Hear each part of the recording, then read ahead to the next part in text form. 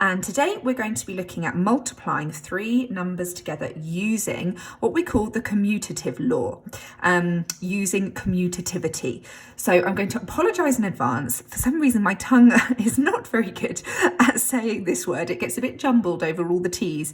Commutativity. So if my tongue does stumble one or two times in this lesson video, I apologise in advance. And yes, the commutative law and commutativity, they sound quite tricky, don't they? But rest assured, they're not. They're just tricky words in disguise. And actually, I think you're all going to be very good at this lesson today. So, learning reminders. Multiply three numbers, recognising where commutativity can simplify a calculation. So basically, commutativity is looking at making a calculation simpler where you can. And actually, you guys already do this without thinking, and you have done from a really, really young age.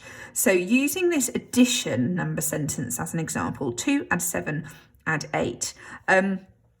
You can obviously add these numbers in any order you like. However, there are strategies and there are ways that you can do this to make things easier. And as you get older, you get quicker at this, and sometimes you don't even realise your brain is doing it.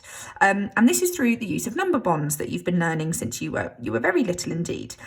So we know that 2 and 8 are number bonds of 10. So 2 add 8 is 10. And then having the 7 on the end is a really simple way of adding 17. And that is just an example of how you can change a calculation around to make it easier for you. Now that is an addition one. When we use the commutative law, it is when we are using multiplication. So when we are multiplying three numbers together. So the example here is 2 multiplied by 6 multiplied by 5. And we can change the order in which these numbers are within the number sentence to make it easier. And the example given is multiplying 2 by 5, which means 10, leaving 10 multiplied by 6. Okay, much easier calculation. Okay, and you can change these around in any way. So you could do 2 multiplied by 6 is 12 times 5. You could do 6 times 5, which is 30. Times 2. All of these are going to give you the answer of 60. Okay, but it's changing the way you view it to make it easier, and that's what the lesson is all about. So we've got the number sentence here with the three numbers. How could we change the order of this multiplication to help simplify the calculation? So having a look, 4 times 7 times 5, what could we do? Okay, options are we could do 4 multiplied by 5 is 20. So we could do 20 multiplied by 7, like that. Other options we could do 7 multiplied by 5, which is 35 multiplied by 4.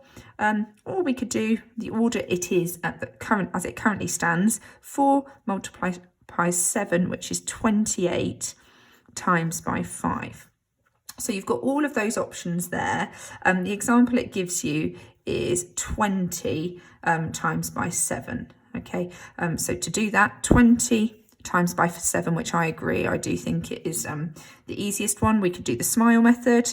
2 times by 7 equals 14, one place value holder. Our answer is 140, although all of these will give you the answer 140, but you're just manipulating the number sentence to make it easier for you to work out. So again, we have 7 times 2 times 8. How could we change the order in order to make this calculation easier? So we're given 7 times 2 times 8. So 7 times 2 is 14. So we've got 14 times 8 is option 1. We could do 2 times 8, which is 16, which leaves 7. So 16 multiplied by 7. Or we could do 7 multiplied by 8. And I do this by knowing that 7 sevens are 49. And then we need another 7, which leaves 56 multiplied by 2. Now, looking at these three options, which one do you think is going to be the easiest? I think probably my 56 times by 2, because I don't mind really doing any doubles of any number. is going to be the easiest to work out. Now I could double this 56. You might be able to do it mentally in your head by adding 56 and 56. 6 and 6 is 12. 5 and 5 is 10. Add another 10 is 11. 112 is my answer. So you can see there how I have used this fancy commutative law, which does sound fancy, doesn't it? But it's quite simple in action. It's just making number sentences easier for you to solve. So you've got options today for your practice sheets. So for the mild one, you are given cards 2 to 9. Choose 3 numbers, put them into a multiplication number sentence like in the examples, and then decide which order would be the most efficient way to multiply those numbers together, and have a go maybe at 8 of those. There's a challenge to find the trio which has the product of 60 and 270 as well. The hot practice sheet is the same thing, but you're given 3 stars and you choose a number from each star to create your number sentence, and then you need to use the commutative law in order to make that easier for yourselves. The missing challenge calculations are there as well. It says do as many as you can. I would have a go maybe at 25 minutes or so of that to see what your answers are. Now, the practice sheet answers are there, so you can self-mark. If you're finding it a little bit stuck, absolutely fine if you are, as it is a little bit tricky. There is a creepy crawlies and sleeping spiders activity, which has some quite funky creepy crawlies, and there's also, oh, where are my spiders? There they are, spiders. So have a go with an adult at that one if you are finding it a little bit difficult.